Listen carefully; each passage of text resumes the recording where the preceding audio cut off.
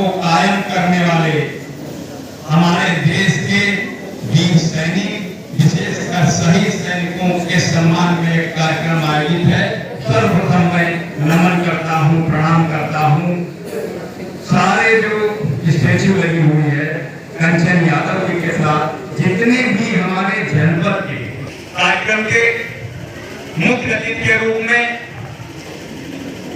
पधारे माननीय सांसद अमेठी एवं सांसद प्रतिनिधि रायबरेली जी का स्वागत करते हुए मंच पर उपस्थित हमारे समाजवादी पार्टी के पूर्व विधानसभा अध्यक्ष राम जवान यादव जी, राम अविनाश जी, मौर्य जी, पूर्व प्रमुख को नमन करते हुए मैं धन्यवाद करता हूँ CAPF सैनिक परिवार के पूरी कमेटी को, श्री गंगाधर यादव को, उनके साथियों को कि उन्होंने शहीदों के सम्मान में ये कार्यक्रम आयोजित किया है।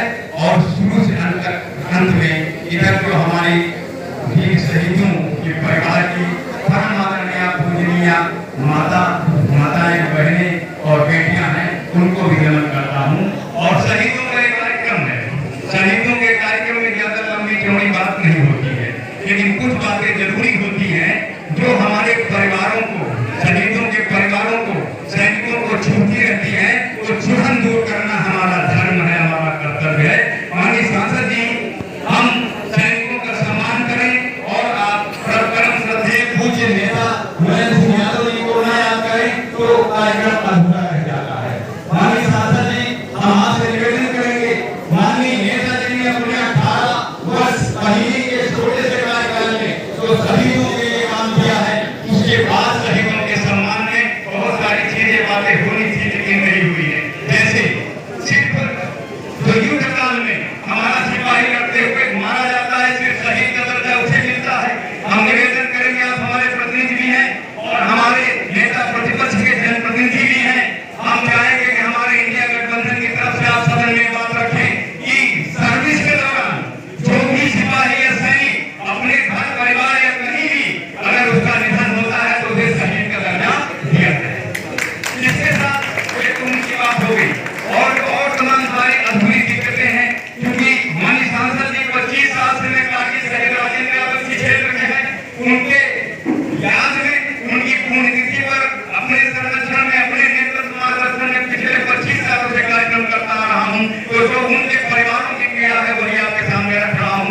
एक जो बड़ी पीड़ा है, हम इस समय जो हमारे देश के हालात हैं, हम लंबी बात न करके सिर्फ शहीद परिवारों की बात करना चाहते हैं। हालात ये हैं कि देश में जो सम्मान की नजर से अगर किसी को देखा जाता है तो सिर्फ सेना के जवानों को, उनके परिवारों को। लेकिन जब उन्हीं का परिवार, वही सिपाही, वही सैनिक रिटायरमेंट होने के बाद या सेवा काल में ही किसी अपने निजी काम से किसी थाने में जाता है, किसी तहसील में जाता है, कप्तान के यहाँ जाता है, SDM के यहाँ जाता है, तो उसके साथ बड़ा बुरा व्यवहार होता है। माननीय सांसद जी, ये खत्म होना चाहिए। उनको विशेष प्रिविलेज मिलने का हक है। अपना परिवार छोड़ करके हमारे देश की रक्षा के लिए पूरा सर्वस्व न्यौछावर करके अपने माता पिता परिवार को त्याग करके वहां खड़े रहते हैं और पूरी शिद्दत से राष्ट्र के लिए नमन करते हुए जान न्यौछावर करते हैं। ऐसे शहीदों का सम्मान सिविल ऑफिसों में अगर नहीं होगा तो ये भावना कमजोर हो जाएगी। तो ये भावना कमजोर हो जाएगी तो हमारे देश की सुरक्षा भी कमजोर हो जाएगी। माननीय सांसद जी, हमने एक प्रयास किया था, ये जो क्षेत्र है गंगा के किनारे का बेल्ट, यहाँ के नौजवान भारी संख्या में सेना में जाते हैं, इनके लिए एक स्टेडियम की जरूरत है। माननीय अखिलेश जी ने अपने मुख्यमंत्री द्वारा में एक स्टेडियम दिया था, उस समय चकबंदी कर रही थी, जब उन्होंने 16 एकड़ जमीन भी निकल आई थी, लेकिन हमें अफसोस है कि हमारे विधायकों ने उसका रुकवा दिया था।